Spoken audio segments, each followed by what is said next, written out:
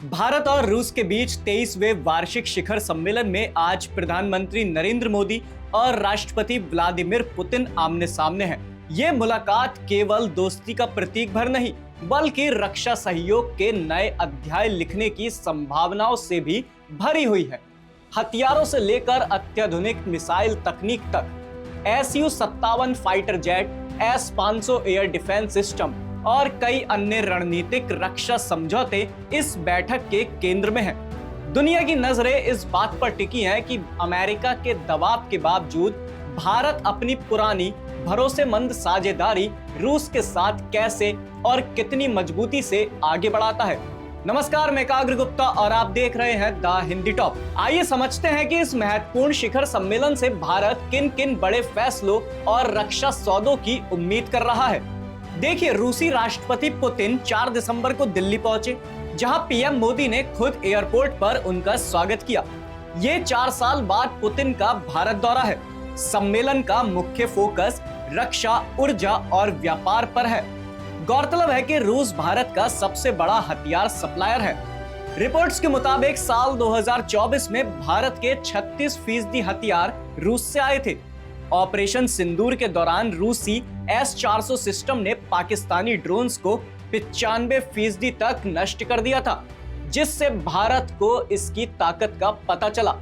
अब भारत 5 और S-400 units खरीदने की योजना बना रहा है। साथ ही यह भी माना जा रहा है कि S-500 पर बातचीत हो सकती है।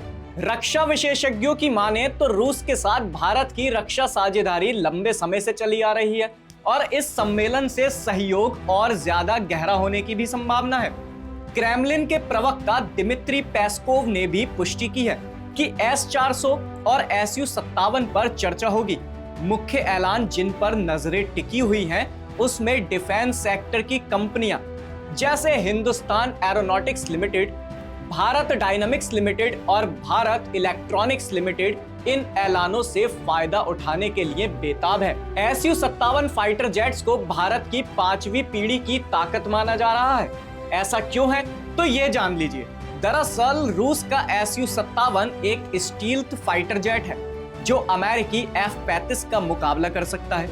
इसमें सुपर क्रूज, एडवांस्ड रडार और लंबी दूरी की मिसाइलें लगी हैं। भारत को कम से कम 2 स्क्वाड्रन यानी लगभग 84 जेट्स चाहिए ताकि वायुसेना की कमी पूरी हो सके। अब आपको इसकी कीमत बताते हैं। देखिए, प्रति जेट की कीमत करीब $30 करोड़ है। वहीं रूस 100% टेक्नोलॉजी ट्रांसफर देने के लिए भी तैयार है ताकि भारत में ही इन्हें बनाया जा सके। HAL नासिक में इसका प्रोडक्शन हो सकता है। विशेषज्ञ कहते हैं कि ये भारत के स्वदेशी AMCA प्रोजेक्ट का स्टॉप गैप होगा। वहीं क्रेमलिन ने कहा कि ये दुनिया का सबसे अच्छा फाइटर है। हम भारत के साथ जॉइंट प्रोडक्शन चाहते हैं। अगर डील हो गई तो ये $74 अरब का सौदा हो सकता है। अब आपको बताते हैं S-500 के बारे में। S-500 प्रोमेथियस S-400 से भी आगे है। ये hypersonic missile, ballistic missile, cruise missile और लोअर ऑर्बिट के सैटेलाइट्स को नष्ट कर सकता है। इसकी रेंज लगभग 600 किलोमीटर तक है।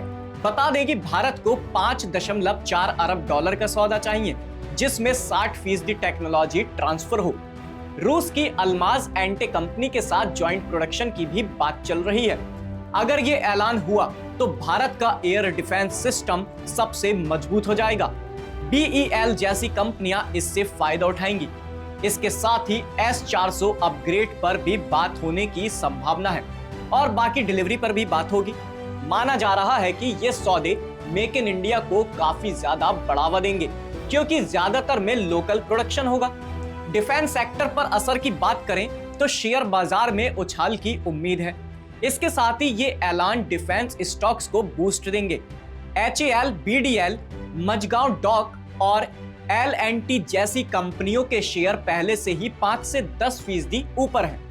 विशेषज्ञों का कहना है, अगर Su-57 और S-500 पर डील हुई तो सेक्टर में 20 से 30% ग्रोथ हो सकती है।